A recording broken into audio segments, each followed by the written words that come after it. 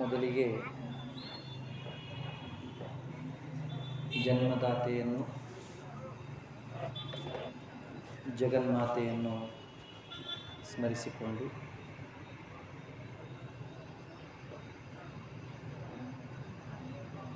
ಶ್ರಾವಣ ಮಾಸದ ಸತ್ಸಂಗ ಸರಣಿಯ ಸಮಾರೋಪದಲ್ಲಿ ಭಾಗವಹಿಸಿರುವ ಹಿರಿಯರೇ, ತಾಯಂದಿರೇ, ಸಮಸ್ತ ದೈವವೇ, ನಿಮ್ಮೆಲ್ಲರಿಗೆ ನನ್ನ ಪ್ರೇಮಪೂರ್ಣ ನಮಸ್ಕಾರಗಳು.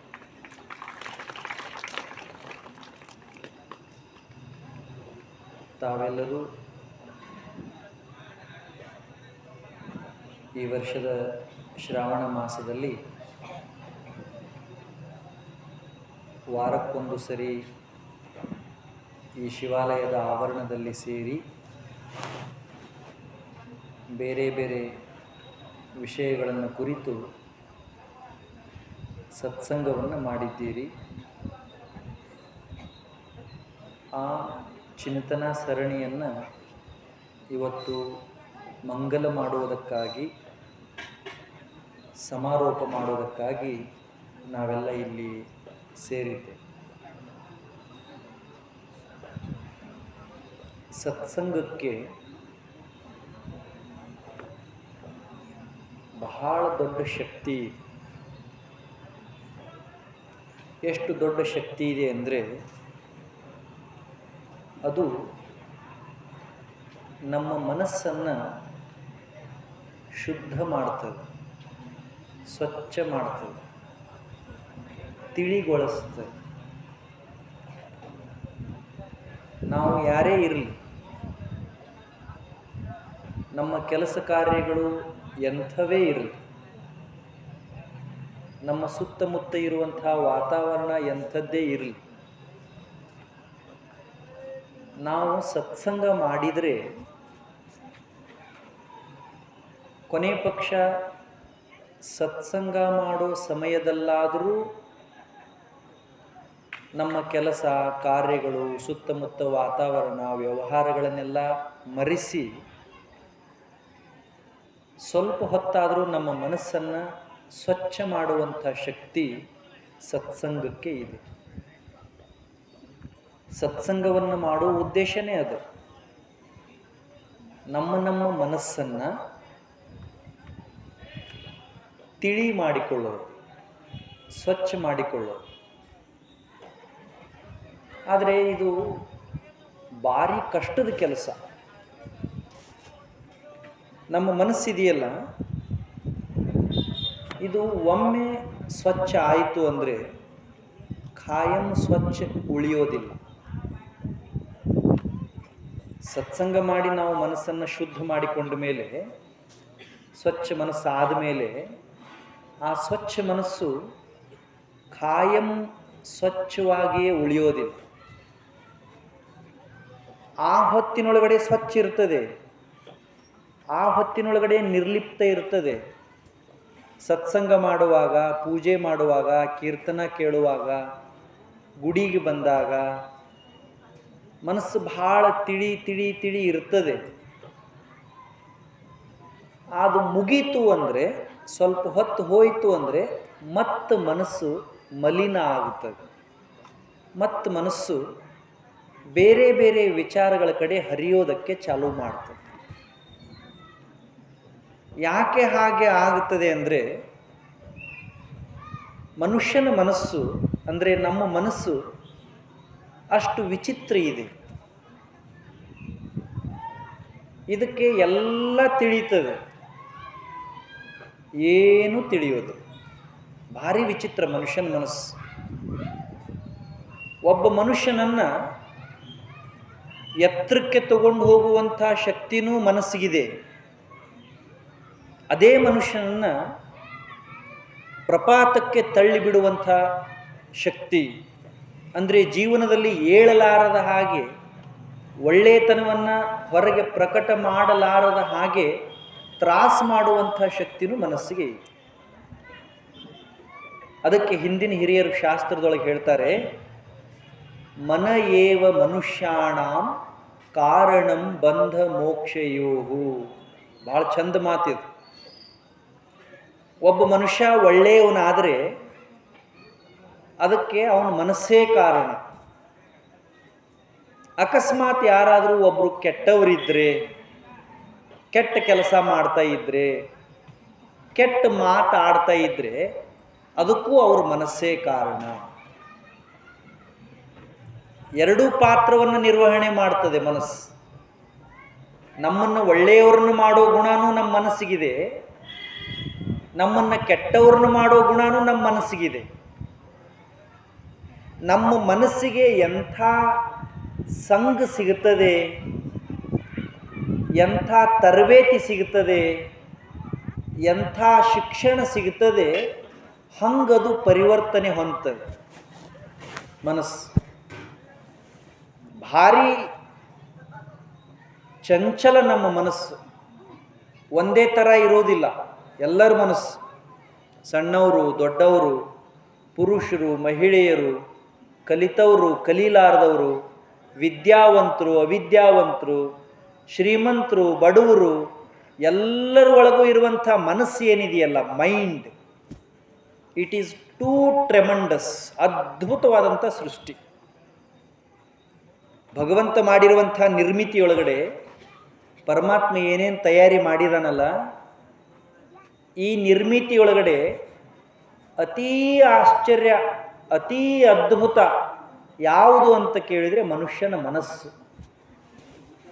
ನೀವು ಬೇಕಾದರೆ ಪರೀಕ್ಷೆ ಮಾಡಿ ನೋಡಿ. ಮನಸ್ಸಿನ ಹಾಗೆ ಇಡೀ ಜಗತ್ತನ್ನು ಕಲ್ಪಿಸಿಕೊಳ್ಳುವಂಥ ಯೋಗ್ಯತೆ, ಇಡೀ ಜಗತ್ತನ್ನು ಕಾಣುವಂಥ ಶಕ್ತಿ ಮತ್ತೊಂದು ವಸ್ತುವಿಗಿಲ್ಲ. ಏ ಮರಿ ಮಾತಾಡ. ಎಷ್ಟು ಎಷ್ಟು ಅದ್ಭುತ ಶಕ್ತಿ ಇದೆ ನಮ್ಮ ಮನಸ್ಸಿಗೆ ಅಂದರೆ, ಒಂದು ಕ್ಷಣದೊಳಗಡೆ, ಒಂದು ಕ್ಷಣ ಅಂದರೆ ಎಷ್ಟು? ಕಣ್ಣು ಮುಚ್ಚಿ ಕಣ್ಣು ತೆಗೆಯುವಷ್ಟು ಹೊತ್ತು. ಒಂದು ಕ್ಷಣದೊಳಗಡೆ ಇಡೀ ಪ್ರಪಂಚವನ್ನೇ ತಂದು ನಮ್ಮ ಕಣ್ಣು ಮುಂದೆ ಇಡುವಷ್ಟು ಶಕ್ತಿ ನಮ್ಮ ಮನಸ್ಸಿಗೆ. ಇದೇನು ಸಣ್ಣ ಮಾತೇನು? ಕಲ್ಪನೆ ಮಾಡಿಕೊಳ್ಳಿ ನೀವು. ಒಂದೇ ಒಂದು ಕ್ಷಣದೊಳಗಡೆ ಎಲ್ಲಿಗೆ ಬೇಕು ಅಲ್ಲಿಗೆ ಹೋಗುವಂಥ ಶಕ್ತಿ ನಮ್ಮ ಮನಸ್ಸಿಗೆ. Most fastest thing of the world is mind. ಜಗತ್ತಿನ ಅತಿ ಅತಿ ಅತಿ ವೇಗದ ವಸ್ತು. ಇರ್ಲಿ ಬಿಡಪ್ಪ. ನಾವು ಈ ಊರಿನಿಂದ, ಅಂದರೆ ಮೊರಬ್ ಊರಿನಿಂದ ಬೆಂಗಳೂರಿಗೆ ಹೋಗಬೇಕಿತ್ತು ಅಂದರೆ, ನಡೀತಾ ಹೋದೆವು ಅಂದರೆ, ನಡ್ಕೋತ ಹೋದೆವು ಅಂದರೆ ಕನಿಷ್ಠ 15-20 ದಿನ ಹತ್ತದು. ಒಂದು 600-700 ಕಿಲೋಮೀಟರ್ ಅಲ್ಲ. ನಡೀತಾ ಬೆಂಗಳೂರಿಗೆ ಹೋದೆವು ಅಂದರೆ 15-20 ದಿನ ಬೇಕು. ಒಂದು ಸೈಕಲ್ ತಗೊಂಡು ಹೋದೆವು ಅಂದರೆ 4-5 ದಿನ ಬೇಕು. ಸೈಕಲ್ ತುಳ್ಕೊಂಡು ಸಾವಕಾಶ ಹೋದೆವು ಅಂದರೆ 4-5 ದಿನ ಬೇಕು. ಒಂದು ಮೋಟರ್ ಬೈಕ್ ತಗೊಂಡು ಹೋದೆವು ಅಂದರೆ, ಸ್ಕೂಟರ್ ತಗೊಂಡು ಹೋದೆವು ಅಂದರೆ 1 ದಿನ 2 ದಿನದೊಳಗಡೆ ಹೋಗಿಬಿಡ್ತೀವಿ. ಬಸ್ ಒಳಗೆ ಹೋದೆವು ಅಂದರೆ 10-12 ತಾಸಿನಾಗ ಹೋಗ್ತೀವಿ. ಕಾರ್ ಒಳಗೆ ಹೋದೀವಿ, ಚಲೋ ಕಾರ್ನೊಳಗೆ ಹೋದೆವು ಅಂದರೆ 6-7-8 ತಾಸಿನಾಗ ಹೋಗ್ತೀವಿ. ಹೆಲಿಕಾಪ್ಟರ್ನೊಳಗೆ ಹೋದೆವು ಅಂದರೆ 1.5 ತಾಸಿನಾಗ ಹೋಗ್ತೀವಿ. ವಿಮಾನದೊಳಗೆ ಹೋದೆವು ಅಂದರೆ 40 ನಿಮಿಷದೊಳಗೆ ಹೋಗ್ತೀವಿ. ಅಲ್ಲ.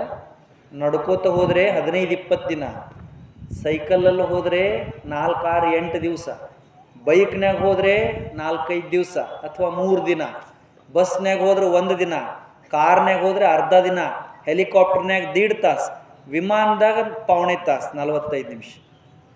ಆದರೆ ಮನಸ್ಸಿನಿಂದ ನಾವು ಹೋಗಬೇಕು ಅಂತ ವಿಚಾರ ಮಾಡಿದ್ವಿ ಅಂದರೆ 1 ಕ್ಷಣದೊಳಗಡೆ ಬೆಂಗಳೂರಿಗೆ ಹೋಗಿ ವಾಪಸ್ ನಾವು ಇಲ್ಲಿಗೆ ಬರ್ತೀವಿ. ಇಲ್ಲ. ಬೆಂಗಳೂರು ಅಂತ ವಿಚಾರ ಬಂತು ಅಂದರೆ ನಾವು ಬೆಂಗಳೂರಿನಾಗ ಇರ್ತೀವಿ ಮನಸ್ಸಿಂದ.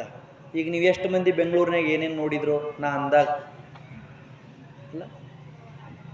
ಅಮೇರಿಕಾ ಅನ್ನೋ ಶಬ್ದ ಕಿವಿಗೆ ಬಿದ್ದರೆ ನಮ್ಮ ಮನಸ್ಸು ಅಮೇರಿಕಾಕ್ಕೆ ಹಾರುತ್ತೆ. England, Brazil, Africa, Raibag, Chikkodi, Belagavi, ಎಲ್ಲಿಗೆ ಬೇಕು ಅಲ್ಲಿಗೆ ಯಾವಾಗ ಬೇಕು ಆವಾಗ ಹೋಗಿ ಬರೋ ಶಕ್ತಿ ಮನಸ್ಸಿಗಿದೆ. ಏನು ಅದ್ಭುತ ಸೃಷ್ಟಿ ನೋಡ್ರಿ ಅಲ್ಲ. ಮತ್ತು ಏನೂ ಖರ್ಚಿಲ್ಲ. ನಡ್ಕೋತ ಹೋದ್ರೆ ಕಾಲಿಗೆ ನೋವು ಆಗ್ತಾವೆ, ಸೈಕಲ್ನಾಗ ಹೋದ್ರೆ ಶರೀರ ದಣಿತದೆ, ಮೋಟ್ರ್ ಬೈಕ್ನಾಗ ಹೋದ್ರೆ ಪೆಟ್ರೋಲ್ ಬೇಕು, ಬಸ್ನಾಗ ಹೋದ್ರೆ ಚಾರ್ಜ್ ಕೊಡಬೇಕು, ಹೆಣ್ಮಕ್ಳಿಗಿಲ್ಲ, ಬಸ್ನಾಗ ಹೋದ್ರೆ ಚಾರ್ಜ್ ಕೊಡಬೇಕು, ಕಾರ್ನಾಗ ಹೋದ್ರೆ ತುಸ ಖರ್ಚಾಗ್ತದೆ, ಹೆಲಿಕಾಪ್ಟರ್ನಾಗ ಒಬ್ಬರಿಗೆ 10-15 ಸಾವಿರ ರೂಪಾಯಿ, ವಿಮಾನದಾಗ 5,500 ರೂಪಾಯಿ ಇದೆ ಬೆಳಗಾವಿಯಿಂದ ಬೆಂಗಳೂರಿಗೆ ಟಿಕೆಟ್. ಮನಸ್ಸಿಲ್ಲೇ ಹೋಗಾಕ ಭಗವಂತ ನಮಗೇನೇನು ಕೊಟ್ಟಾನ, ನಾವು ಎಷ್ಟು ದೊಡ್ಡವರು ಅಂತ ತಿಳ್ಕೊಳ್ಳೋದಕ್ಕೆ ಇದೊಂದು ಉದಾಹರಣೆ ಸಾಕು. ಸಮಯದ ಖರ್ಚಾಗೋದಿಲ್ಲ, ಸಂಪತ್ತಿನ ಖರ್ಚಾಗೋದಿಲ್ಲ, ಅಷ್ಟು ವೇಗವಾಗಿ ಎಲ್ಲಿಗೆ ಬೇಕು ಅಲ್ಲಿಗೆ ಯಾವಾಗ ಬೇಕು ಆವಾಗ ಹೋಗಿ ಬರೋ ಶಕ್ತಿ ನಮ್ಮ ಮನಸ್ಸಿಗೆ. ಅಂದ್ರೆ ಅರ್ಥ ಏನು? ನಮ್ಮ ಮನಸ್ಸು ಯಾವಾಗಲೂ ಚಲಿಸ್ತಾ ಇರ್ತದೆ. ಎರಡನೇದು, ನಮ್ಮ ಮನಸ್ಸಿನ ಒಳಗಡೆ ಲೆಕ್ಕ ಇರಲಾರದಷ್ಟು ವಿಚಾರಗಳು ಬರ್ತಿರ್ತವೆ. ಮರಿ ಬಾರೋ, ಇಲ್ಲಿ ಕುತ್ಕೋಬಾರೋ, ನೀನು ಬೆಂಚ್ ಮೇಲೆ ಕೂತಿಯಲ್ಲ, ಇಲ್ಲಿ ಬಾ, ನೀನು 3 ಮಂದಿ ನಾನು ಅಂತಾನು, ನೀನೇ ಬಾರೋ, ಕೂಡ ಬಾ. ಕೆಳಗೆ ಕೂತ್ಕೊಳ್ಳೋದು ಕಲಿಬೇಕು ಮೊದಲು. ಲಕ್ಷ್ಯ ಕೊಡ್ರೆ ನಾ ಒಂದು ಮಾತು ಹೇಳಿದ್ನೆ ಅವ್ರಿಗೆ, ಕೆಳಗೆ ಕೂತ್ಕೊಳ್ಳೋದು ಕಲಿಬೇಕು ಮೊದಲು. ಯಾಕೆ ಹೇಳ್ರಿ? ಲಾಸ್ಟಿಗೆ ಎಲ್ಲರನ್ನೂ ಕೆಳಗೆ ಕೂಡಿಸ್ತಾರೆ. ಅವಾಗ ಕೆಳಗೆ ಕುಂಡ್ರಾಕ್ ಬರೋದಿಲ್ಲ ಅಂದ್ರೆ ಅಲ್ಲ, ಮುರಿದು ಕುಂಡ್ರಿಸ್ತಾರೆ. ಅದಕ್ಕೆ ಹಿಂದೆ ಹಿರಿಯರು ಕೆಳಗೆ ಕೂತು ರೂಢಿ ಮಾಡಿಸ್ತಿದ್ರು. ಈಗ ಕೆಳಗೆ ಕೂಡ್ಲಾರದಕ್ಕೆ ಪರಿಸ್ಥಿತಿ ಭಾಳ ಕಷ್ಟ ಆಗ್ಯಾವ ಎಲ್ಲ. ಮೊದಲನೇದ್ದು, ನಮ್ಮ ಮನಸ್ಸು ಬಹಳ ಸೂಕ್ಷ್ಮದೆ, ಬಹಳ ವೇಗವಾಗಿ ಚಲಿಸ್ತದೆ, ಬಹಳ ವ್ಯಾಪಕವಾಗಿ ನೋಡ್ತದೆ. ಎಷ್ಟು ನೋಡ್ತದೆ? ಈಗ ನಾವಿಲ್ಲಿ ಕೂತೀವಲ್ಲ, ಕಣ್ಣು ತೆಗೆದೆವು ಅಂದರೆ ನಮ್ಮ ಮುಂದೆ ಏನಿದೆ ಅಷ್ಟ ಕಾಣಿಸ್ತದೆ ಅಲ್ಲ. ಈಗ ನೀವು ಕಣ್ಣು ತೆಗೆದ್ರಿ ಅಂದರೆ ಇಲ್ಲಿ ಹಿಂದೆ ಏನು ಬರೆದಿದ್ದಾರೆ, ಗುಡಿ ಏನಿದೆ, ಒಳಗೆ ಪೂಜೆ ಏನು ಮಾಡಿದ್ದಾರೆ, ಇಷ್ಟ ಕಾಣಿಸ್ತದೆ. ಕಣ್ಣು ಮುಚ್ಚಿ ಮನಸ್ಸಿನಿಂದ ನೋಡಿದ್ರಿ ಅಂದರೆ ಒಂದು ಕ್ಷಣದೊಳಗಡೆ ಇಡೀ ಊರನ್ನ ನೋಡ್ಬೋದು. ಏನು ಅಮೇಝಿಂಗ್ ಕ್ರಿಯೇಷನ್ ಇದು, ಏನು ಅದ್ಭುತ ಸೃಷ್ಟಿ, ಎಷ್ಟು ವ್ಯಾಪಕ ಇದೆ ನೋಡಿ. ಇದು ಮೊದಲನೇದು. ಎರಡನೇದೇನು? ಈ ಮನಸ್ಸಿಗೆ ಬಹಳ ವಿಚಾರಗಳು ಬರ್ತಿರ್ತಾವೆ. ಎಷ್ಟು ವಿಚಾರಗಳು ಬರ್ತಾವೆ ಅಂದರೆ ಲೆಕ್ಕ ಇಡೋದಕ್ಕಾಗುವುದಿಲ್ಲ. ಅಷ್ಟು ವಿಚಾರ, ಅಷ್ಟು ಆಲೋಚನೆಗಳು ಪ್ರತಿಯೊಬ್ಬ ಮನುಷ್ಯಗೂ ಬರ್ತಾವೆ. ವಿಜ್ಞಾನ ಹೇಳ್ತದೆ, ಒಬ್ಬ ಮನುಷ್ಯನಿಗೆ ಒಂದು ದಿನಕ್ಕೆ 58ರಿಂದ 60 ಸಾವಿರ ವಿಚಾರಗಳು ಬರ್ತಾವಂತ ತಲೆಯಾಗ. ಏನು ಅದ್ಭುತ ನೋಡಿ. ಒಬ್ಬ ಮನುಷ್ಯನಿಗೆ ಒಂದು ದಿನಕ್ಕೆ 58ರಿಂದ 60 ಸಾವಿರ ವಿಚಾರಗಳು ಬರ್ತವೆ. ಇಷ್ಟೂ ವಿಚಾರಗಳನ್ನು ನಿರಂತರವಾಗಿ ಬಿಟ್ಟು ಬಿಡಲಾರದೆ ಮಾಡುವಂಥ ಶಕ್ತಿ ನಮ್ಮ ಮನಸ್ಸಿಗೆ. That is the special thing about our mind. ಏನು ನಮ್ಮ ಮೈಂಡಿನ ಕೆಪಾಸಿಟಿ ಏನು? ಭಗವಂತ ಹೆಂಗೆ ಮನಸ್ಸು ಮಾಡಿಟ್ಟಿದ್ದಾನೆ, ನಿಸರ್ಗ ಹೆಂಗೆ ಮನಸ್ಸು ಸೃಷ್ಟಿ ಮಾಡಿದೆ ಅಂದರೆ ದಿನಕ್ಕೆ 58-60 ಸಾವಿರ ವಿಚಾರ. ಒಂದೂ ವಿಚಾರ ನಿಲ್ಲುವುದಿಲ್ಲ, ಸ್ಟಾಪ್ ಆಗೋದಿಲ್ಲ. ಒಂದರ ನಂತರ ಒಂದು, ನಿರಂತರ ಹಿಂಗೆ ಸಾವಿರ 58-60 ಸಾವಿರ ವಿಚಾರ ಬರ್ತಾವೆ. ಹೆಂಗಂತ ಒಂದು ಉದಾಹರಣೆ ಕೊಡ್ತೀನಿ ನೋಡಿ. ಈಗ ನಾವು ಮಲ್ಕೊಂಡಿರ್ತೀವಿ, ರಾತ್ರಿ ಮುಂಜಾನೆ ಎಚ್ಚರ ಆಗ್ತೈತಿ. ಎಚ್ಚರ ಆದ ತಕ್ಷಣ ನಾವು ಹಾಸಿಗೆಯಾಗಿರ್ತೀವಿ, ಖರೆ ನಮ್ಮ ಮನಸ್ಸು ನಾವು ಹಾಸಿಗೆಯಾಗಿ ಇರ್ತೀವಿ ಎಚ್ಚರ ಆದ ತಕ್ಷಣ. ನಮ್ಮ ಮನಸ್ಸು ಎಲ್ಲಿ ಹೋಗಿರ್ತೈತಿ? ನಿಮಗೇನು ಮನಸ್ಸು ಐತೋ ಇಲ್ಲೋ ಏನರ ಮಾತಾಡಲ್ಲ. ನಾವು ಎಲ್ಲಿರ್ತೀವಿ? ಹಾಸಿಗೆಯಾಗಿರ್ತೀವಿ. ಮನಸ್ಸು ಎಲ್ಲಿ ಹೋಗಿರ್ತೈತಿ? ಪಟ್ಟನ ಬಾತ್ರೂಮ್ ಹೋಗಿರ್ತೈತಿ ಅಲ್ಲ, ಮುಖ ತೊಳ್ಕೊತಿರ್ತೈತಿ. ನಾವು ಹಾಸಿಗೆಯಾಗ ಇರ್ತೀವಿ, ಅಲ್ಲಿ ಹೋಗಿದ್ದು ಮುಖ ತೊಳ್ಕೊತಿರ್ತೈತಿ, ಜಳಕ ಮಾಡ್ತಿರ್ತೈತಿ. ಠೀಕ್, ನಾವು ಬಾತ್ರೂಮ್ ಹೋದೆವು ಅಂತ ಇಟ್ಕೊಳ್ಳಿ, ಮನಸ್ಸು ಎಲ್ಲಿ ಹೋಗಿರ್ತೈತಿ? ಹೊರಗೆ ಅಂಗಳಕ್ಕೆ ಹೋಗಿರ್ತೈತಿ ಕಸ ಹೊಡ್ಯಾಕ. ಇಲ್ಲ ಇಲ್ಲ, ಮುಂದೆ ಹೋಗಿರ್ತೈತಿ. ಅಂದ್ರೆ ಬರೋ 60,000 ವಿಚಾರಗಳು ನಮ್ಮ ಮನಸ್ಸಿನ ಮುಂದೆ ಏನೂ ಅಲ್ಲ. ಅಷ್ಟು ದೊಡ್ಡ ಶಕ್ತಿ ನಮ್ಮ ಮನಸ್ಸಿಗಿದೆ. ಈಗ ನೀವ ನೋಡ್ರಿ, ಬಂದು ಪ್ರವಚನಕ್ಕೆ ಕೂತಿದ್ರಿ, ಅವಾಗ ಇಲ್ಲಿ ಯಾರೂ ಇರಲಿಲ್ಲ, ನೀವು ಬಂದು ಕೂತಿದ್ರಿ, ನಿಮ್ಮ ಮನಸ್ಸು ಮುಂದಿಂದು ವಿಚಾರ ಮಾಡ್ತಿತ್ತು. ಮುಂದೆ ಏನಾಕೈತೆ ಏನೋ, ಯಾರು ಬಂದು ಕುಂಡಿರ್ತಾರೋ ಏನೋ, ಏನು ಹೇಳ್ತಾರೋ ಏನೋ. ಅಲ್ಲ ಅಲ್ಲ, ಬರೋಬ್ರಿ ಇಲ್ಲ ನಾ ಹೇಳಿದ್ದು? ಹಿಂಗೆ ನಿತ್ಯ ನಿರಂತರವಾಗಿ ಬಿಟ್ಟು ಬಿಡಲಾರದೆ 58-60 ವಿಚಾರಗಳನ್ನು ಮಾಡುವಂಥ ಶಕ್ತಿ ನಮ್ಮ ಮನಸ್ಸಿಗಿದೆ.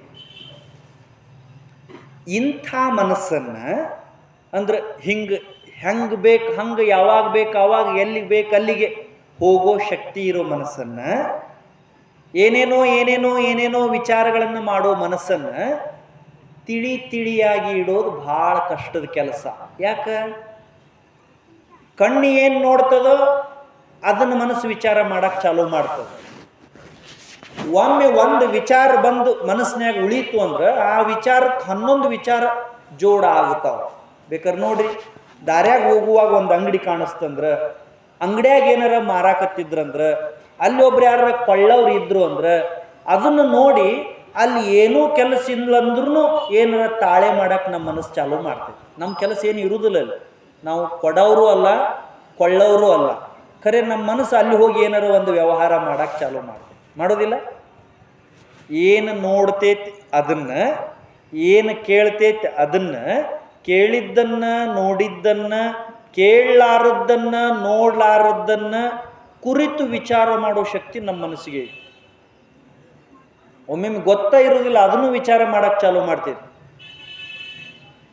ಏನೂ ಕೇಳಿರೋದಿಲ್ಲ, ಏನೂ ನೋಡಿರೋದಿಲ್ಲ, ಏನೂ ಗೊತ್ತಿರೋದಿಲ್ಲ, ಆದರೂ ಏನೇನೋ ವಿಚಾರ ಮಾಡೋ ಶಕ್ತಿ, ಆಲೋಚನೆ ಮಾಡೋ ಶಕ್ತಿ, ಹಿಂಗೆ ಹರಿದು ಬಿಡೋ ಶಕ್ತಿ ನಮ್ಮ ಮನಸ್ಸಿಗಿದೆ. ಇಂಥ ಮನಸ್ಸನ್ನು ಸ್ವಚ್ಛ ಮಾಡೋ ಕೆಲಸ, ತಿಳಿಯಾಗಿ ಇಡೋ ಕೆಲಸ, ಒಂದೇ ಕಡೆ ಹಿಡಿದು ಇಡೋ ಕೆಲಸ ಭಾಳ ಕಷ್ಟ ಇದೆ.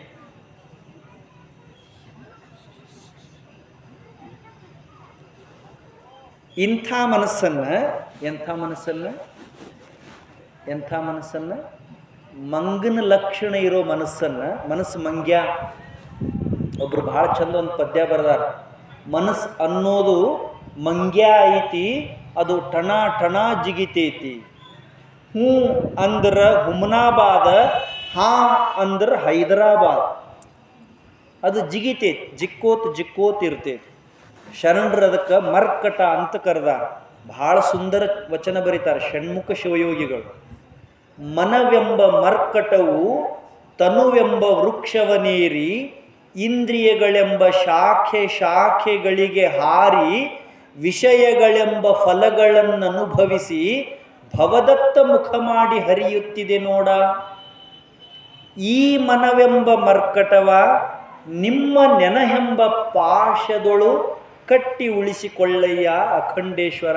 ಪ್ರಾರ್ಥನಾ ಮಾಡ್ತಾರವು ಪರಮಾತ್ಮಗ. ಅಪ್ಪ ತಂದೆ, ನನ್ನ ಮನಸ್ಸು ಮಂಗನ ಹಂಗ ಕುಂತಲ್ಲೇ ಕೂಡ್ತಿಲ್ಲ, ನಿಂತಲ್ಲೇ ನಿಲ್ತಿಲ್ಲ, ಬರೀ ಹರಿದಾಡ್ತದೆ, ತಿರುಗಾಡ್ತದೆ. ಇದು ಹರಗಾಡಿ ತಿರುಗಾಡಿ ಏನೇನೋ ಮಾಡಿ ನನ್ನ ಜೀವನಾನ ಕೆಡಿಸ್ತಾ ಇದೆ. ಇದನ್ನ ಕೆಡಿಸಲಾರದಂಗ ಕಟ್ಟಿ ಉಳಿಸ್ಕೋ ಅಂತ ಪ್ರಾರ್ಥನೆ ಮಾಡ್ತಾರವ್ರು. ಮಂಗ್ಯ, ನಮ್ಮ ಮನಸ್ಸು ಮಂಗ್ಯ. ಏನೇನೋ ವಿಚಾರ ಮಾಡ್ತದೆ. ಸಂಬಂಧ ಇದ್ದಿದ್ದು ವಿಚಾರ ಮಾಡ್ತದೆ, ಸಂಬಂಧ ಇಲ್ಲದ್ದು ವಿಚಾರ ಮಾಡ್ತದೆ, ನಮ್ಮದು ವಿಚಾರ ಮಾಡ್ತದೆ, ಮತ್ತು ಮತ್ತು ಬೇರೆಯವ್ರದ್ದು ವಿಚಾರ ಮಾಡ್ತದೆ. ಹಾಂ, ನಮ್ಗಿಂತ ಬೇರೆಯವ್ರದ್ದು ವಿಚಾರ ಮಾಡೋದು ಹೆಚ್ಚು ನಮ್ಮ ಮನಸ್ಸು ಅಲ್ಲ. ನಮ್ಮದು ಬಿಡ್ತೈತಿ, ಮಂದಿದ ಭಾಳ ತಲೆಯಾಗ ತಗೋತೈತಿ ಮನಸ್ಸು. ಅನ್ನನ ತಲೆಗೆ ತಾಪ ಏರಿಸ್ಕೊಂಡು ದವಾಖಾನೆಗೆ ತಿರುಗಾಡಕ್ಕೆ ಹಚ್ತೈತಿ. ನಂಬದು ನಾವು ವಿಚಾರ ಮಾಡಾಕ ಚಾಲೂ ಮಾಡಿದೀವಿ ಅಂದ್ರೆ ಮಂದಿ ವಿಚಾರ ಮಾಡೋದು ಮನಸ್ಸು ಬಂದ್ ಮಾಡ್ತೈತಿ. ಆದ್ರೆ ಇದು ಭಾರಿ ಕಷ್ಟ ಐತಿ. ಹಿಂಗೆ ಮನಸ್ಸಿಗೆ ತರಬೇತಿ ಕೊಟ್ಟು ಆ ಕಡೆ ಈ ಕಡೆ ತಿರುಗಾಡ್ಲಾರ್ದಂಗೆ ಒಂದೇ ಕಡೆ ಹಿಡಿದು ಇಡೋದು ಭಾರಿ ಕಷ್ಟದ ಕೆಲಸ. ಅಂಥ ಕಷ್ಟದ ಕೆಲಸವನ್ನು ಅತಿ ಸುಲಭ ಮಾಡೋ ಶಕ್ತಿ ಸತ್ಸಂಗಕ್ಕೈತಿ. ಸತ್ಸಂಗ ಏನು ಮಾಡ್ತೈತಿ? ನಮ್ಮನ್ನೇನು ದೊಡ್ಡ ಜ್ಞಾನಿಗಳನ್ನು ಮಾಡಿ ಏಕಾಏಕಿ ನಮ್ಮನ್ನು ಕೈಲಾಸಕ್ಕೆ ಕರ್ಕೊಂಡು ಹೋಗಲ್ಲ. ಏನೇನೋ ಮಾಡ್ತಾ ಇರೋ ನಮ್ಮನ್ನ ಇನ್ನೇನೇನೋ ಮಾಡಕ್ಕೆ ಹಚ್ಚತೈತಿ, ಹಂಗೂ ಇಲ್ಲ. ಸತ್ಸಂಗ ಏನು ಮಾಡ್ತೈತಿ ಅಂದ್ರೆ ನಮ್ಮ ಮನಸ್ಸನ್ನು ಸ್ವಲ್ಪ ಹೊತ್ತರ, ಭಾಳ ಹೊತ್ತಲ್ಲ, ಸ್ವಲ್ಪ ಹೊತ್ತರ ಸ್ವಚ್ಛ ಇಡೋ ಕೆಲಸ ಮಾಡ್ತೈತಿ. ಆದ್ರೆ ಮನಸ್ಸು ಖಾಯಂ ಸ್ವಚ್ಛ ಉಳಿಯಲ್ಲ. ಹೆಂಗೆ ಮನೆ ಮೇಲೆ ಮೇಲೆ ಕಸ ಬೀಳ್ತೈತೋ ಮನ್ಯಾಗ, ಹೆಂಗೆ ಮನೇನ ನಾವು ಮೇಲೆ ಮೇಲೆ ಸ್ವಚ್ಛ ಮಾಡ್ತೇವೋ ಹಂಗೆ ಮನಸ್ಸಿನಾಗೂ ಮೇಲೆ ಮೇಲೆ ಕಸ ಬೀಳ್ತೈತಿ. ಮನೆ ಹೆಂಗೆ ಮೇಲೆ ಮೇಲೆ ಮೇಲೆ ಮೇಲೆ ಸ್ವಚ್ಛ ಮಾಡಿ ಇಟ್ಕೋತೇವೋ ಮಂದಿ ಮೆಚ್ಚಿಸೋ ಸಲುವಾಗಿ ಅಲ್ಲ. ಲಕ್ಷ್ಯ ಕೊಟ್ಟು ಕೇಳಿಸ್ಕೋರೆ, ನಾವು ಮನೆ ಯಾಕೆ ಸ್ವಚ್ಛ ಇಡ್ತೇವೆ ಹೇಳ್ರಿ? ಇಲ್ಲ, ಯಾರ ಏನ್ರ ಅಂದಾರ ಕಸ ಹೊಡೀರಿ ಅಂತಿರ್ತಾರೆ. ನೀವು ಸರಿಯಾಗಿ ಕೇಳಿಸ್ಕೊಂಡಿಲ್ಲ. ಮನ್ಯಾಗ ಹೆಣ್ಮಕ್ಳೇನಂತ ಹಂಗ ಬಿದ್ದೈತಿ ಜಾಡ, ಯಾರ ಬಂದು ನೋಡ್. ನಮ್ಮ ಮನೆ ಸ್ವಚ್ಛ ಇರ್ಬೇಕಂತ ಯಾರು ಅನ್ನೋದಿಲ್ಲ. ಯಾರ ಬಂದಾರು ಅಬ್ರು ವಾದಿತು ಅನ್ನೋಲ್ಲ. ಮಂದಿ ಮೆಚ್ಚಿಸೋ ಸಲುವಾಗಿ ಮನಿ ಹೆಂಗೆ ಸ್ವಚ್ಛ ಇಟ್ಕೋತೀವಲ್ಲ, ಹಂಗೆ ಮಹಾತ್ಮನ ಮೆಚ್ಚಿಸೋ ಸಲುವಾಗಿ ಮನಸ್ಸು ಸ್ವಚ್ಛ ಇಟ್ಕೋಬೇಕು. ಪರಮಾತ್ಮನ ಮೆಚ್ಚಿಸೋ ಸಲುವಾಗಿ ಮನಸ್ಸು ಸ್ವಚ್ಛ ಇಟ್ಕೋಬೇಕು. ಹಾಂ, ಮನಿ ಸ್ವಚ್ಛ ಇಡೋದು ಭಾರಿ ಸರಳ ಕೆಲಸ. ಮನಸ್ಸು ಸ್ವಚ್ಛ ಇಡೋದು ಸರಳ ಕೆಲಸ ಅಲ್ಲ. ಯಾಕೆ? ಮನ್ಯಾಗ ಬಿದ್ದ ಕಸ ಕಣ್ಣಿಗೆ ಕಾಣ್ತೈತಿ. ಮನಸ್ಸಿನ್ಯಾಗ ಮನಿ ಮಾಡಿದ ಕಸ, ಮನಸ್ಸಿನ್ಯಾಗ ಗಟ್ಟಿ ಊರಿದ ಕಸ ಪಟ್ಟಂತ ಕಣ್ಣಿಗೆ ಕಾಣಿಸೋದಿಲ್ಲ. ಧರ್ಮ ಅಂದ್ರೆ ಇದ, ಅಧ್ಯಾತ್ಮ ಅಂದ್ರೆ ಇದ. ಏನು? ಮನಸ್ಸಿನ್ಯಾಗ ಮನಿ ಮಾಡಿರೋ ಕಸಾನ ಸ್ವಚ್ಛ ಮಾಡಿಕೊಳ್ಳೋದು, ಮನಸ್ಸನ್ನು ತಿಳಿ ಮಾಡಿಕೊಳ್ಳೋದು. ಅಧ್ಯಾತ್ಮ ಅಂದ್ರೆ ಏನು? Inner purification. ನೆನಪಿಟ್ಕೋರಿ ಇದನ್ನ ಶಬ್ದನ. ಭಾಳ ಮಂದಿ ಅಧ್ಯಾತ್ಮ ಅಂದ್ರೆ ಮೂಗು ಮುರಿತಾರೆ. ಅದೇನು ಪೂಜಾ ಪುನಸ್ಕಾರ, ದೇವರು ಗುಡಿ ಗುಂಡಾರ ಅಂತ. ಹಾಂ, ಅಧ್ಯಾತ್ಮ ಅಂದ್ರೆ ಪೂಜಾ ಪುನಸ್ಕಾರ ಅಲ್ಲ. ಧರ್ಮ ಅಂದ್ರೆ ಪೂಜಾ ಪುನಸ್ಕಾರ ಅಲ್ಲ. ಅಧ್ಯಾತ್ಮ ಅಂದ್ರೆ ಇನ್ನರ್ ಪ್ಯೂರಿಫಿಕೇಶನ್, ಒಳಗೆ ಸ್ವಚ್ಛ ಮಾಡಿಕೊಳ್ಳೋದು. ಆಧ್ಯಾತ್ಮ ಅಂದ್ರೆ ಬಸವಣ್ಣವ್ರು ಹೇಳಿಲ್ಲ, ಅಂತರಂಗ ಶುದ್ಧಿ ಬಹಿರಂಗ ಶುದ್ಧಿ, ಇದೇ ನಮ್ಮ ಕೂಡಲ ಸಂಗಮ ದೇವನ ಒಲಿಸುವ ಪರಿ. ಬೆಸ್ಟ್ ವ್ಯಾಖ್ಯಾನ ಆಧ್ಯಾತ್ಮಿಕ ಬಸವಣ್ಣವರು, ಶ್ರೇಷ್ಠ ವ್ಯಾಖ್ಯಾನ. ಏನಂತಾರವರು? ಅಂತರಂಗ ಶುದ್ಧಿ ಅಂದ್ರೆ ಒಳಗೆ ಸ್ವಚ್ಛ, ವಿಚಾರ ಸ್ವಚ್ಛ, ಹೊರಗೆ ಸ್ವಚ್ಛ, ವ್ಯವಹಾರ ಸ್ವಚ್ಛ. ಬಹಿರಂಗ ಶುದ್ಧಿ, ಅಂತರಂಗ ಶುದ್ಧಿ, ಬಹಿರಂಗ ಶುದ್ಧಿ, ಇದೇ ನಮ್ಮ ಕೂಡಲ ಸಂಗಮ ದೇವನ ಒಲಿಸುವ ಪರಿ. ಅಂದ್ರೆ ಅರ್ಥ ಏನು?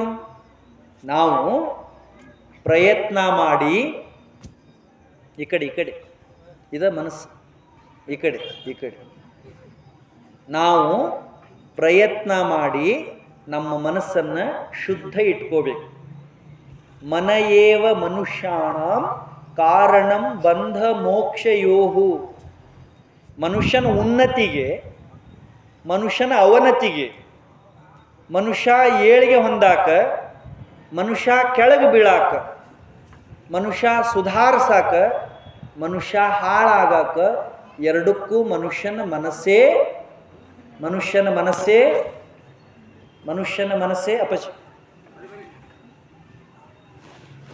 ಪೂಜ್ಯಪಾದ ಡಾಕ್ಟರ್ ಶ್ರದ್ಧಾನಂದ ಮಹಾಸ್ವಾಮೀಜಿಯವರು ಪ್ರವಚನಕ್ಕೆ ಆಗಮಿಸ್ತಾ ಇದ್ದಾರೆ. ನಾವೆಲ್ಲ ಒಂದು ಸರಿ ಚಪ್ಪಾಳೆಯನ್ನು ತಟ್ಟಿ ಪೂಜ್ಯಪಾದ ಗುರುಗಳನ್ನು ಕಾರ್ಯಕ್ರಮಕ್ಕೆ ಸ್ವಾಗತ ಕೋರೋಣ.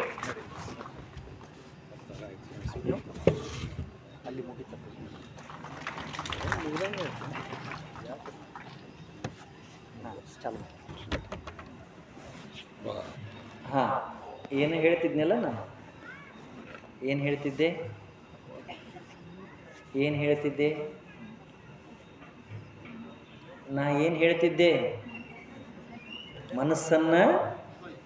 ಮನಸ್ಸನ್ನ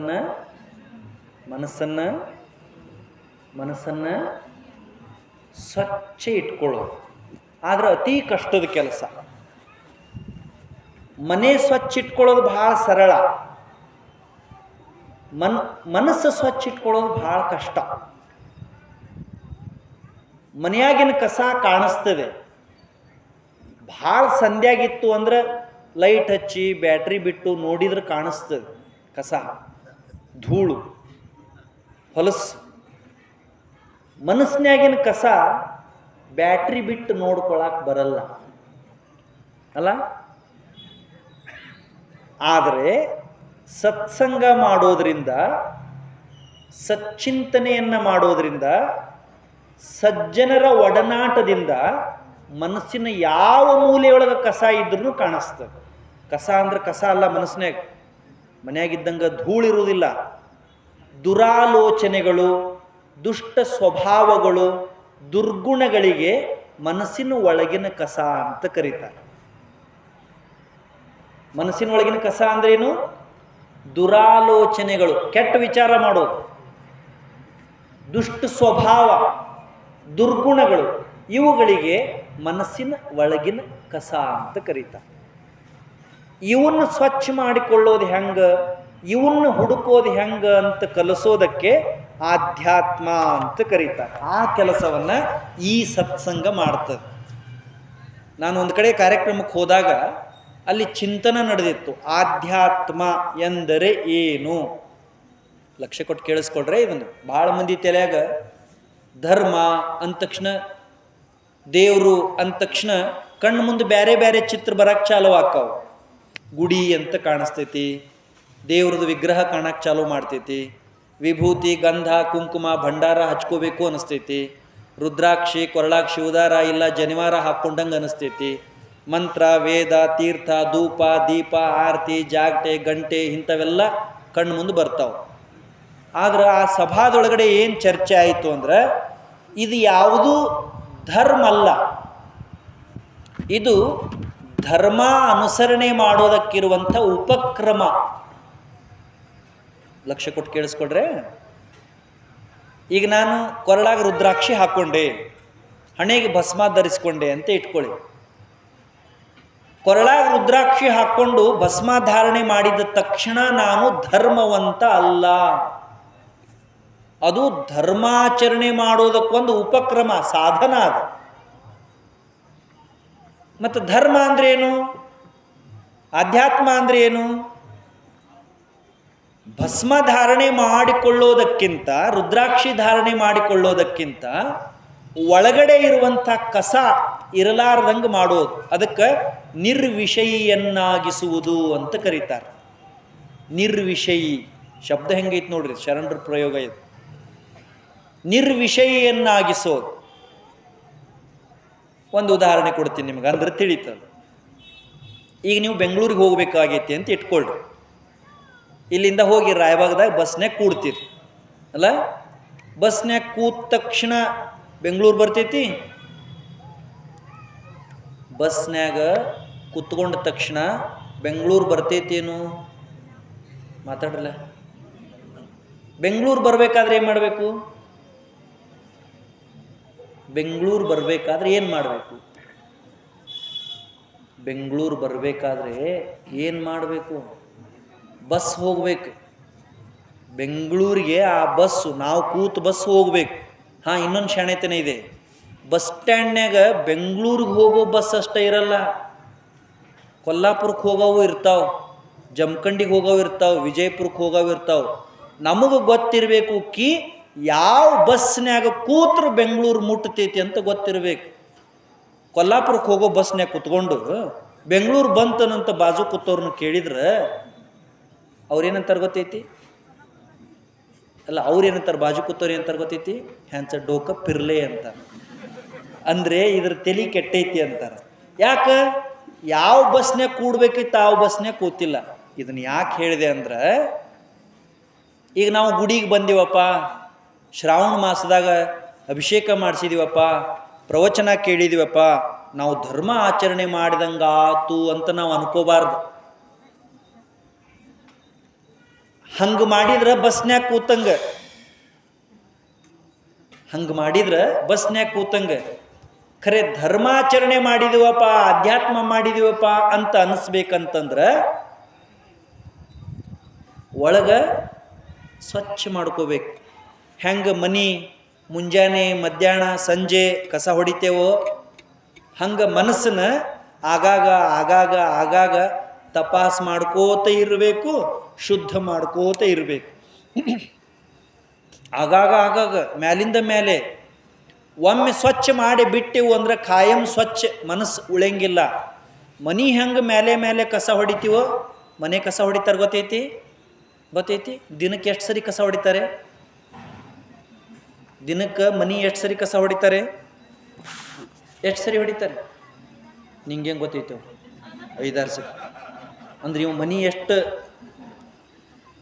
ಒಂದು 3 ಸರಿ 4 ಸರಿ ಹೊಡಿತಾರೆ ಅಲ್ಲ? ಅಲ್ಲ, ನಾವು ವಾಸ ಮಾಡೋ ಮನೆಯನ್ನು 3 ಸರಿ 4 ಸರಿ ಕಸ ಗುಡಿಸ್ತೀವಿ.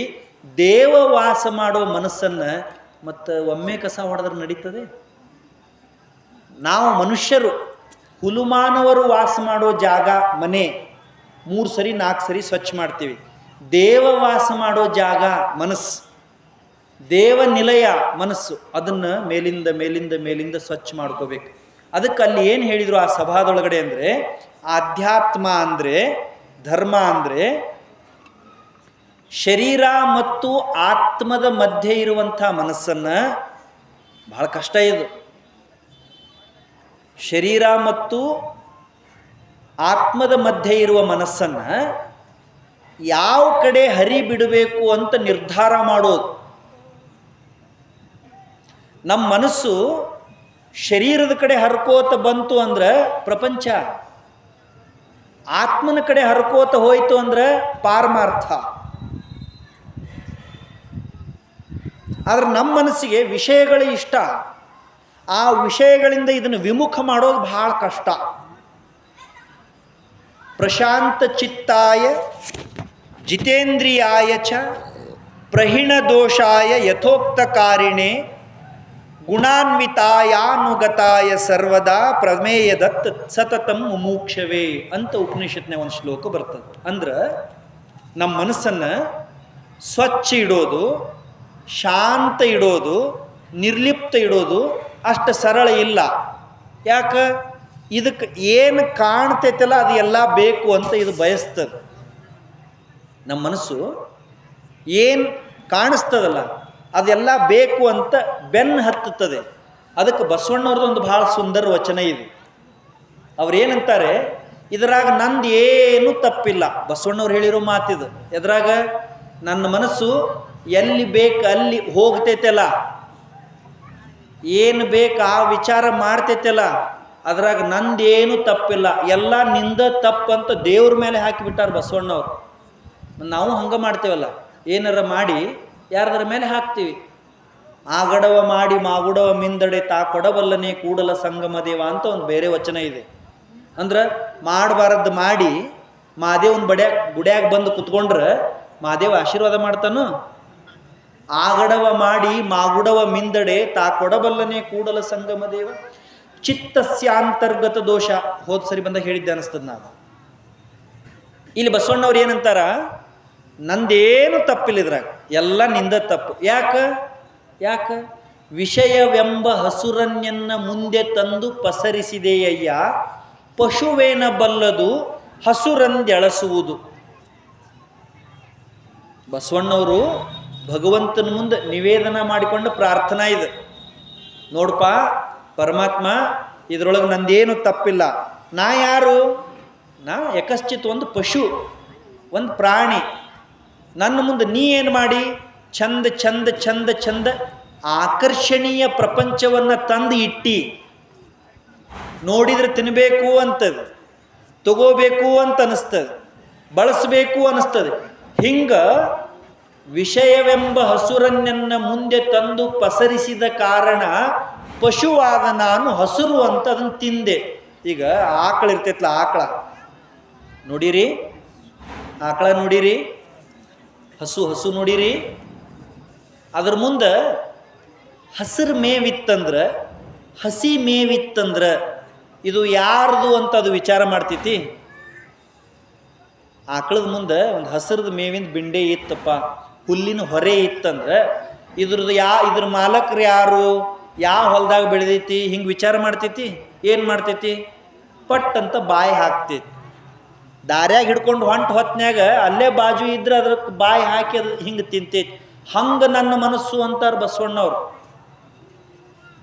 ಎಲ್ಲೆಲ್ಲಿ ಏನೇನು ಹಸಿರು ಕಾಣ್ತೈತಿ ಅದನ್ನು ತಿನ್ನೋದು ಪಶುವಿನ ಲಕ್ಷಣ. ಹಂಗೆ ಈ ಪ್ರಪಂಚದ ರೂಪಿನೊಳಗಡೆ ನನ್ನ ಮನಸ್ಸು ಪಶುವಿನ ಹಂಗೆ ಎಲ್ಲ ತಿಂದೈತಿ. ಇದಕ್ಕೊಂದು ಉಪಾಯ ಹೇಳ್ತೀನಿ. ಬಸವಣ್ಣವರು ಭಗವಂತಗೊಂದು ಉಪಾಯ ಹೇಳ್ಯಾರ. ನನ್ನ ಮನಸ್ಸು ಹಿಂಗೆ ಆಗಬಾರ್ದಿತ್ತಂದ್ರೆ ಒಂದು ಉಪಾಯ ಹೇಳ್ತೀನಿ. ಏನು ಏನು ಏನು ಸುಬುದ್ಧಿ ಎಂಬುದಕವ ನೆರೆದು ಚಲೋ ಚಲೋ ಬುದ್ಧಿ ನೀಡು, ದಣಿಯೇ ಮೇಯಿಸಿ ಚಲೋ ಚಲೋ ವಿಚಾರ, ಚಲೋ ಚಲೋ ಆಚಾರ, ಮಹಾತ್ಮರು ಒಡನಾಟ, ಸತ್ಸಂಗ, ಇಂಥವೆಲ್ಲ ವಿಚಾರಗಳನ್ನು ತಲೆಯಾಗ ಹಾಕಿ ಹೊಟ್ಟೆ ತುಂಬ ಈ ಪಶುವನ್ನು ಮೇಯಿಸಿಬಿಡು. ಚಂದ ಹೇಳಿಲ್ಲ ಬಸವಣ್ಣವರು? ಕೆಟ್ಟ ವಿಚಾರ ಮಾಡಲಾರದಂಗೆ ಚಲೋ ವಿಚಾರ ತಲೆಯಾಗ ತುಂಬಿಬಿಡು. ಚಲೋ ವಿಚಾರ ಅನ್ನೋ ಊಟ ಮನಸ್ಸಿಗೆ ಹಾಕಿಬಿಡು. ಆವಾಗ ನನ್ನ ಮನಸ್ಸು ಕೆಟ್ಟ ವಿಚಾರದ ಕಡೆ ಹೋಗುವುದಿಲ್ಲ ಅಂತ ಬಸವಣ್ಣನವರ ದೇವರಿಗೆ ಹೇಳ್ತಾರೆ. ಅದಕ್ಕೆ ಈಗ ನಾವೆಲ್ಲರೂ ಏನು ಮಾಡಬೇಕು ಅಂದ್ರೆ ನಮ್ಮ ಮನಸ್ಸಿಗೆ ನಾವೇ ತರಬೇತಿ ಕೊಡೋ ಕೆಲಸ ಮಾಡಬೇಕು. ನಮ್ಮ ಮನಸ್ಸು ಅದಕ್ಕೆ ಟ್ರೈನಿಂಗ್ ಕೊಡ್ಬೇಕು ನಾವು. ಯಾಕೆ? ನಮ್ಮ ಮನಸ್ಸಿಗೆ ಒಂದೆರಡು ಮೂರು ಭಾರಿ ಭಾರಿ ಭಾರಿ ವಿಶೇಷ ಶಕ್ತಿ ಅದಾವೆ. ನಾವು ಮೊದಲು ಹೇಳಿದ್ನಲ್ಲ, ಜಾನ್ ಮಿಲ್ಟನ್ ಅಂತ ಒಬ್ಬ ಕವಿ, ಜಾನ್ ಮಿಲ್ಟನ್ ಅವರೊಂದು ಮಾತು ಹೇಳ್ಯಾರ. The mind is its own place and in itself can make a heaven into a hell and a hell into a heaven. ಭಾಳ ಚಂದ ಮಾತಿದು. ನಮ್ಮ ಮನಸ್ಸು ಎಂಥ ಜಾಗ ಅಂದ್ರೆ ಸ್ವರ್ಗನ ನರಕ ಮಾಡ್ತೈತಿ ಮತ್ತು ನರಕನ ಸ್ವರ್ಗ ಮಾಡ್ತೈತಿ. ನೆಪೋಲಿಯನ್ ಬೋನಾಪಾರ್ಟೆ ಅಂತ ಒಬ್ಬ ರಾಜ ಇದ್ದ ಫ್ರಾನ್ಸ್ ದೇಶದೊಳಗಡೆ. ಭಿಕ್ಷೆ ಬೇಡೋ ಹೆಣ್ಣು ಮಗಳ ಮಗ. ಒಂದು ಕಾಲಕ್ಕೆ ಅವ್ರ ಅವ್ವನಿಗೆ ಊಟಕ್ಕೆ ಅನ್ನ ಇರಲಿಲ್ಲ, ನಿಲ್ಲಾಕ ಮನೆ ಇರಲಿಲ್ಲ, ಮೈ ಮೇಲೆ ಒಳ್ಳೆ ಬಟ್ಟೆ ಇರಲಿಲ್ಲ. ಅಂಥ ಸಾಮಾನ್ಯ ಬಡ ಹೆಣ್ಣು ಮಗಳ ಮಗ ನೆಪೋಲಿಯನ್ ಬೋನಾಪಾರ್ಟೆ. 19ನೇ ಶತಮಾನದ ಪ್ರಾರಂಭದೊಳಗಡೆ ಇಡೀ ಯುರೋಪ್ ಖಂಡ ಅವನ ಕಾಲ ಕೆಳಗಡೆ ಬಿದ್ದಿತ್ತು. ಹಂಗ ಚಕ್ರವರ್ತಿಯಾಗಿ ಬೆಳೆದಿದ್ದವ ನೆಪೋಲಿಯನ್ ಬೋನಾಪಾರ್ಟೆ. ಯಾವ್ಯಾವ ದೇಶದ ಮೇಲೆ ಕಣ್ಣು ಹಾಕ್ತಾನೋ ಆ ದೇಶನ ತನ್ನ ಕೈ ವಶ ಮಾಡಿಕೊಳ್ತಿದ್ದ ಅವನು. ಫ್ರಾನ್ಸಿನ ಚಕ್ರವರ್ತಿ ಅವನ ಹತ್ರ ಅಧಿಕಾರ ಇತ್ತು, ಅಂತಸ್ತಿತ್ತು, ಸಂಪತ್ತಿತ್ತು, ಸರ್ವಸ್ವವೂ ಇತ್ತು. ಅವ ಒಂದು ಮಾತು ಹೇಳ್ಯಾನ. ಏನು ಹೇಳ್ಯಾನಂದ್ರೆ, ನನ್ನ ಬದುಕಿನಲ್ಲಿ ಸಂತೋಷದ ದಿನವನ್ನು ನಾನೆಂದಿಗೂ ಕಾಣಲಿಲ್ಲ. ಲಕ್ಷ್ಯ ಕೊಟ್ಟು ಕೇಳಿಸ್ಕೊರೇ ಇದನ್ನು. ಯಾರು ಹಿಂಗೆ ಚಿಟಿಕೆ ಹೊಡೆದ್ರೆ ಒಂದು ಯುರೋಪ್ ಖಂಡ ಅವನ ಮುಂದೆ ತಲೆ ಬಾಗಿ ನಿಲ್ಲುತ್ತಿತ್ತೋ ಅಂಥ ಚಕ್ರವರ್ತಿ, ಭಾಳ ದೊಡ್ಡ ರಾಜ, ಆಸ್ತಿ ಅಡವು ಇದ್ದಾವ. ಅವ ಹೇಳ್ತಾನ, ನನ್ನ ಜೀವನದಲ್ಲಿ ಸಂತೋಷದ ದಿನವನ್ನು ನಾ ಎಂದಿಗೂ ಕಾಣಲಿಲ್ಲ, ಒಂದೇ ಒಂದು ಸಂತೋಷದ ದಿನ ನನ್ನ ಜೀವನದಾಗ ಬರಲಿಲ್ಲ ಅಂತಾನ. ಇನ್ನೊಬ್ರು ಇದ್ರು, ಹೆಲನ್ ಕೆಲ್ಲರ್ ಅಂತ ಅವ್ರ ಹೆಸರು. ಆ ಹೆಣ್ಮಗಳಿಗೆ ಹುಟ್ಟಿದಾಗಿಂದ ಎರಡೂ ಕಣ್ಣು ಕಾಣಿಸ್ತಿರ್ಲಿಲ್ಲ, ಎರಡೂ ಕಿವಿ ಕೇಳಿಸ್ತಿರ್ಲಿಲ್ಲ, ಕುರುಡಿ ಇದ್ದಳು, ಕಿವುಡಿ ಇದ್ದಳು. ಆಕೆ ಒಂದು ಮಾತು ಹೇಳ್ತಾಳೆ. ಆಕೆ ಏನು ಹೇಳ್ತಾಳೆ ಅಂದರೆ, ಜೀವನವೆಂಬುದು ಎಷ್ಟು ಸುಂದರ ಇದೆ ಎನ್ನುವುದನ್ನು ಲೆಕ್ಕ ಹಾಕಲು ಸಾಧ್ಯವಿಲ್ಲ. ಯಾರಿಗೆ ಕಣ್ಣ ಕಾಣಿಸೋದಿಲ್ವೋ, ಕಿವಿನೇ ಕೇಳಿಸೋದಿಲ್ವೋ, ಆಯುಷ್ಯ ಪೂರ್ತಿ ಪ್ರಪಂಚವನ್ನೇ ನೋಡಲಿಲ್ವೋ ಅಂತ ಹೆಣ್ಣು ಮಗಳಂತಾಳ, ಪ್ರಪಂಚ ಎಷ್ಟು ಸುಂದರ ಇದೆ ಅನ್ನೋದನ್ನು ಲೆಕ್ಕ ಹಾಕಕ್ಕೆ ಆಗೋದಿಲ್ಲ. ಯಾರ ಹತ್ರ ಸಂಪತ್ತು ಐತೋ, ಅಧಿಕಾರ ಐತೋ ಅಂಥ ಮನುಷ್ಯ ಅಂತಾನ ನನ್ನ ಜೀವನದಾಗ ಒಂದೇ ಒಂದು ಸಂತೋಷದ ದಿನ ಇಲ್ಲ. ಇವು ಎರಡೂ ಮಾತು ನಾನು ಯಾಕೆ ಹೇಳಿದೆ ಅಂದರೆ, ಸ್ವರ್ಗನೂ ನಮ್ಮ ಕೈಯೊಳಗಡೆನೇ ಇದೆ, ನರಕನೂ ನಮ್ಮ ಕೈಯೊಳಗಡೆನೇ ಇದೆ. ನಾವು ಒಳ್ಳೆ ವಿಚಾರ ಮಾಡಿದೆವು ಅಂದರೆ ಸ್ವರ್ಗ, ಕೆಟ್ಟ ವಿಚಾರ ಮಾಡಿದೆವು ಅಂದರೆ ನರಕ. ಒಳ್ಳೆ ಕೆಲಸ ಮಾಡಿದೆವು ಅಂದರೆ ಸ್ವರ್ಗ, ಕೆಟ್ಟ ಕೆಲಸ ಮಾಡಿದೆವು ಅಂದರೆ ನರಕ. ಬಸವಣ್ಣವ್ರು ಹೇಳಿಲ್ಲ, ಆಚಾರವೇ ಸ್ವರ್ಗ, ಅನಾಚಾರವೇ ನರಕ. ಸ್ವರ್ಗಕ್ಕೆ ನರಕಕ್ಕೆ ಇದಕ್ಕಿಂತ ಸರಳ ವ್ಯಾಖ್ಯಾನ ಯಾವುದೂ ಇರಕ್ಕೆ ಸಾಧ್ಯ ಇಲ್ಲ. ನಾವು ಚಲೋ ಕೆಲಸ ಮಾಡ್ಕೋತ ಜೀವನದಾಗ 4 ಮಂದಿಗೆ ಉಪಕಾರ ಮಾಡ್ಕೋತ ಇದ್ದೆವು, ನಮ್ಮ ಜೀವನ ಸ್ವರ್ಗ. ನಾವು ಕೆಟ್ಟ ಕೆಲಸ ಕೆಟ್ಟ ವಿಚಾರ ಮಾಡ್ಕೋತ 4 ಮಂದಿ ಜೀವನದಾಗ ಬೆಂಕಿ ಹಚ್ಕೋತ ಇದ್ದೆವು, ನರಕ. ಸ್ವರ್ಗ ದೂರಿಲ್ಲ, ನರಕ ದೂರಿಲ್ಲ. ಸ್ವರ್ಗ ಇದ್ರೂ ನಾವು ಹೊಣೆಗಾರರು, ನರಕ್ಕಿದ್ರೂ ನಾವು ಹೊಣೆಗಾರ. ಒಂದು ಕತೆ ಹೇಳ್ತೇನೆ ನಿಮಗೆ. ಒಬ್ಬರು ಜ್ಯೋತಿಷಿಗಳು ಪ್ರವಚನಕ್ಕೆ ಬಂದಿದ್ರು ಒಂದು ಊರಿಗೆ. ಅವರು ಹಿಂಗೆ ಬಂದಾರಂತ ಸುದ್ದಿ ಕೇಳಿ 100 ಮಂದಿ ಪ್ರವಚನ ಕೇಳಕ್ಕೆ ಬಂದಿದ್ರು. ಒಬ್ಬ ಹುಡುಗ ಈ ಸುದ್ದಿ ಕೇಳಿಸ್ಕೊಂಡ, ಒಬ್ಬರು ಜ್ಯೋತಿಷಿಗಳು ಬಂದಾರ, ಯಾರನ್ನಾರ ನೋಡಿದ್ರಂದ್ರೆ ಇವ್ರ ಜೀವನ ಮುಂದೆ ಏನಾಗತೈತಿ ಅಂತ ಎಲ್ಲ ಹೇಳ್ತಾರ,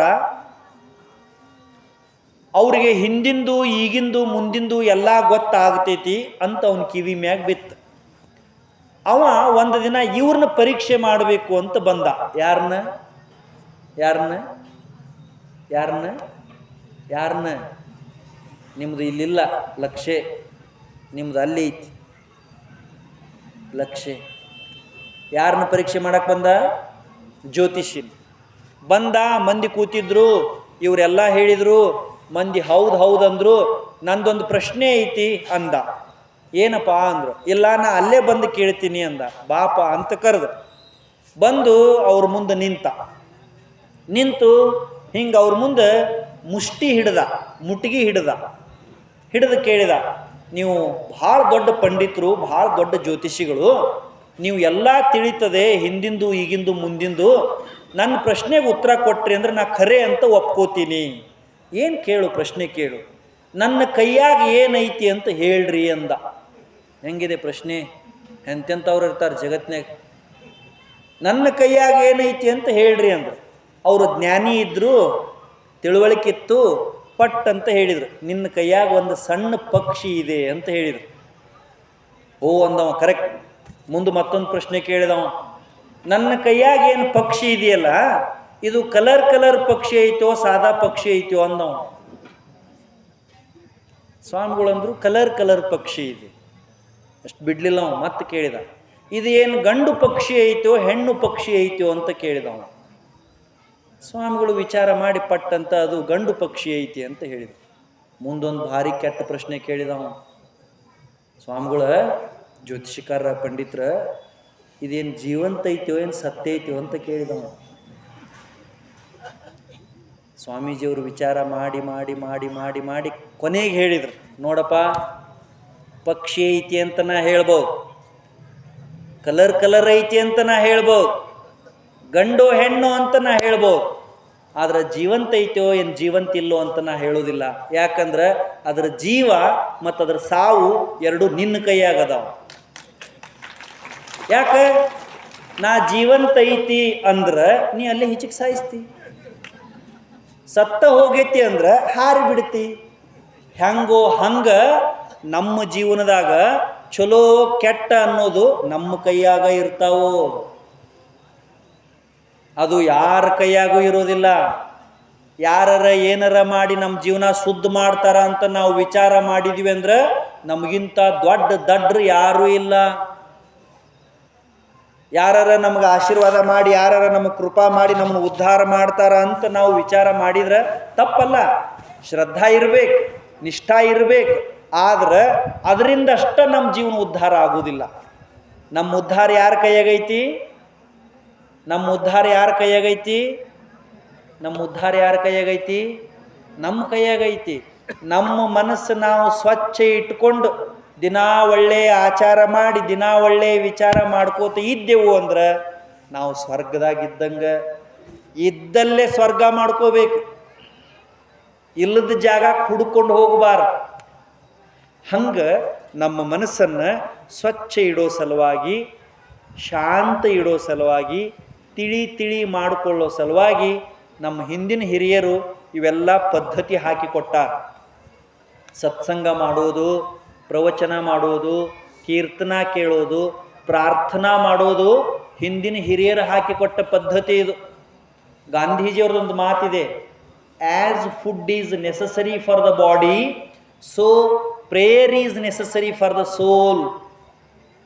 ಹೆಂಗೆ ಶರೀರಕ್ಕೆ ಅನ್ನ ಹಾಕಿ ಶರೀರ ಸಂರಕ್ಷಣೆ ಮಾಡ್ತೇವೋ, ಶರೀರನ ದಷ್ಟ ಪುಷ್ಟ ಮಾಡ್ತೇವೋ, ಶರೀರ ನಿರೋಗಿ ಮಾಡ್ತೇವೋ, ಹಂಗೆ ಆತ್ಮಕ್ಕೂ ರೋಗ ಬರಲಾರ್ದಂಗೆ ನೋಡ್ಕೋಬೇಕಲ್ಲ, ಮನಸ್ಸಿಗೂ ರೋಗ ಬರಲಾರ್ದಂಗೆ ನೋಡ್ಕೋಬೇಕಲ್ಲ. ಶರೀರಕ್ಕೆ ರೋಗ ಬರಲಾರ್ದಂಗೆ ಶಕ್ತಿ ಕೊಡೋದು ಅನ್ನ, ಮನಸ್ಸಿಗೆ ರೋಗ ಬರಲಾರ್ದಂಗೆ ತಡೆಯೋದು ಪ್ರಾರ್ಥನಾ. ಎಷ್ಟು ಚಂದ ಹಿರಿಯರು ಮಾಡ್ಯಾರ ನೋಡ್ರಿ. ನಾವು ದಿನ ನಮ್ಮ ಮನ್ಯಾಗ ಜಳಕ ಮಾಡಿ ಜಗಲಿ ಮುಂದೆ ಹೋಗಿ ಕೈ ಮುಗಿದು ನಿಂತ್ಕೊಂಡು ನಮ್ಮ ಮನ್ಯಾಗ ಯಾವ ದೇವ್ರು ಐತೋ ಅದೇ ದೇವ್ರದ ಒಂದು 10-20 ಸರಿ ಹೆಸರು ಹೇಳಿದ್ವಿ ಅಂದ್ರೆ ಮನಸ್ಸು ಶಾಂತ ಉಳಿತೈತಿ. ಇದ್ರಾಗೇನೈತಿ ಬಿಡು ಅಂತ ಹೊರಗೆ ಹೊಂಟೇವು ಅಂದ್ರೆ, ಮನಸ್ಸು ವ್ಯವಹಾರಕ್ಕೆ ಬಿತ್ತು ಅಂದ್ರೆ ಗೊಂದಲ ಚಲುವಾಗ್ತೈತಿ.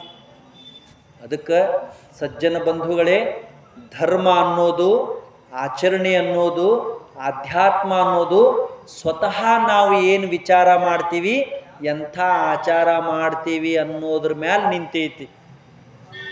ಈ ಊರಾಗ ಒಂದು ಒಳ್ಳೆಯ ಪರಂಪರೆ ಇದೆ. ಎಷ್ಟೋ ವರ್ಷಗಳಿಂದ ಹಿರಿಯರು ಇಲ್ಲಿ ಸತ್ಸಂಗ ಪರಂಪರೆಯನ್ನು ಇಟ್ಟಾರ. ಮತ್ತು ಇತ್ತೀಚೆಗೆ ತರುಣರೆಲ್ಲ ಸೇರಿ ಇಡೀ ಊರಿನ ಸಹಕಾರ ತಗೊಂಡು ಎಷ್ಟು ಚಂದ ದೇವಾಲಯ ನಿರ್ಮಾಣ ಮಾಡ್ಯಾರ. ಎಷ್ಟು ಒಳ್ಳೆಯ ಗುಡಿ, ಶಿವಾಲಯ. ಯಾವ ಗುಡಿ? ಶಿವಾಲಯ. ಅದು ಒಂದು ಆಲಯ, ಅದು ಒಂದು ಆಲಯ, ಇದು ಒಂದು ಆಲಯ. ಇದೇನು ದೇಹ ಐತಲ್ಲ, ಇದು ಆಲಯನ.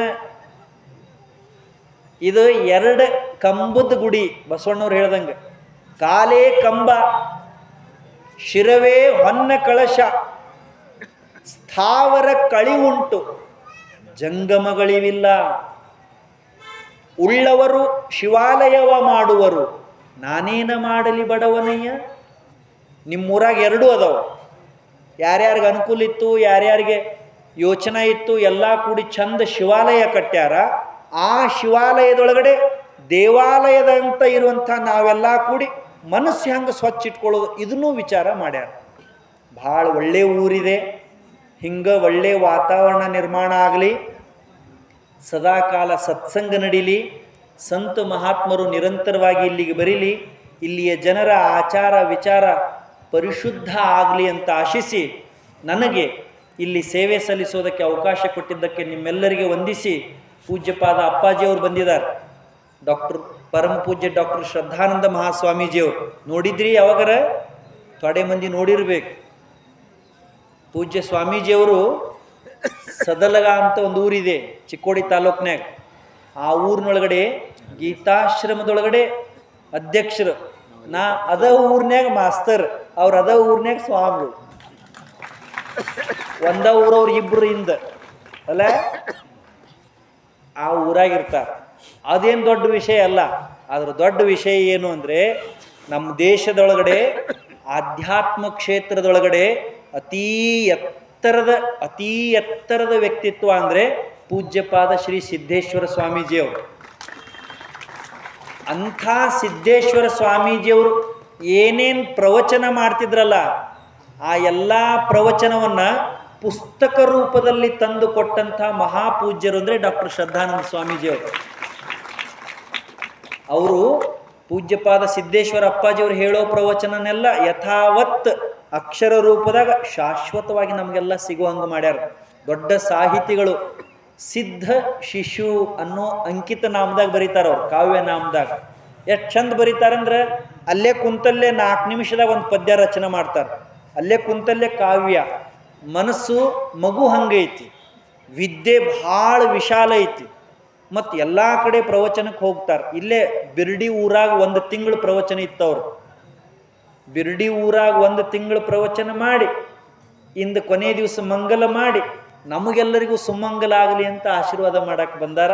ಪೂಜ್ಯಪಾದ ಗುರುಗಳಿಗೆ ವಂದಿಸಿ ತಮ್ಮೆಲ್ಲರಿಗೆ ನಮಸ್ಕರಿಸಿ ಮಾತು ಮುಗಿಸ್ತೇನೆ. ನಮಸ್ಕಾರ. ನಿಮ್ಮ ಮನೆ